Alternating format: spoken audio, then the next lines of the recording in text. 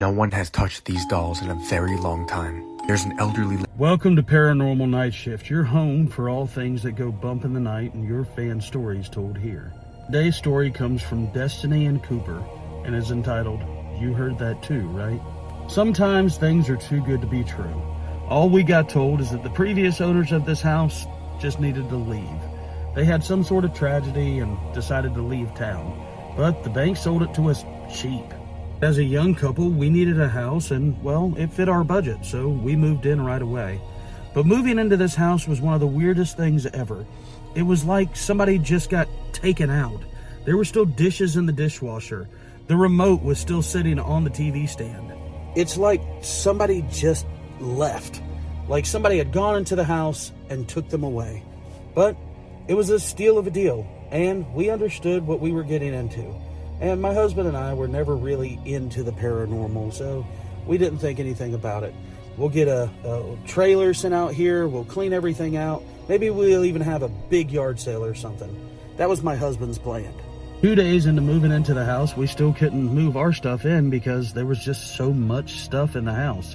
We spent the rest of the week getting everything labeled and ready for a big yard sale.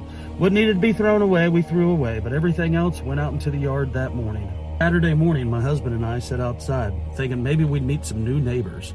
It was going to be exciting. We had everything set up on tables, everything labeled, everything ready. But by 12 o'clock, nobody had shown up. And this was not some rinky-dink house. This was a pretty big neighborhood. Lots of kids. People had walked by our house, waved to us, but still never came into the yard. We didn't understand any of it. But we didn't sell a single thing at that yard sale. Nobody came into the yard. My husband and I, a little discouraged, boxed everything back up. We threw away a lot more than we should have, but we boxed everything back up and put it into the attic. It'll just stay here. You know, maybe we'll try again in the spring. Whatever. Been an exhausting day, so we were laying in bed early, and about 9 o'clock we heard children laughing. You heard that too, didn't you?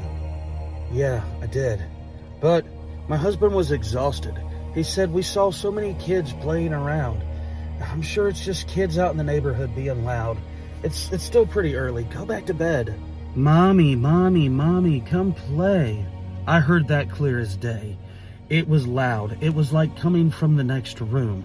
I shook my husband, but he was already awake. He heard it too. He went and searched the house. Searched everywhere, high and low. There's nothing. There's nothing going on. I think we're just tired. We're a little freaked out. Nobody came and said hey to us. This house is just odd. It doesn't feel like home yet, but it will. I promise it will. Go back to bed. He said that, but I know he didn't believe it. He was just as freaked out as I was. The rest of the night, we just laid in bed, both of us eyes open, looking at the ceiling fan, listening to bumps and creaks all throughout this house. What have we gotten ourselves into? Next morning, about 6 o'clock, we had gotten tired of our sleepless night. We finally decided to wake up and get out of bed. My husband said he was going into the kitchen to make coffee, and that's when I heard it again.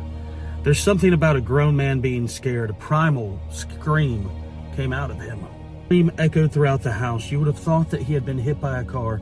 I came running into the kitchen, and that's when I saw it as well.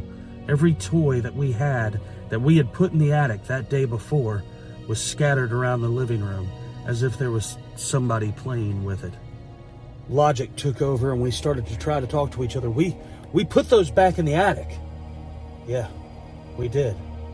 Both of us were so freaked out. We just gotta get out of the house. Something's going on. We have to get out of the house. We came walking out in the front yard, just walking. Let's just go for a walk. That's when our new neighbor, somebody we hadn't even talked to yet, but we saw yesterday, waved to us and said, "It's happening to you too, isn't it?" There used to be a little boy who lived here. The house won't let the toys go. The house isn't going to let you get rid of them. You can try, but they always come back. And he wants you to know that he's still here. The story is that he had fallen, somehow got hurt inside the house with his parents there. They didn't think anything about it. Most parents don't think when you bump your head it's anything about it. But he never woke back up. Parents tragically woke up that morning to him not being awake at all. Concussion, he slept through it and never got back. It's a tragic story, but clearly he's still in the house. We told the bank that we couldn't take the house. We had not put any money down. Somehow, some way, we managed to get out of it. I drive by the house all the time. Looks like the new owners are having the same problems.